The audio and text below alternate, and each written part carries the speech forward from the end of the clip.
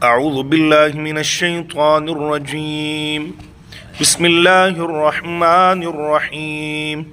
سبح اسم ربك الأعلى الذي خلق فسوى والذي قدر فهدى والذي أخرج المرعى فجعله غثاء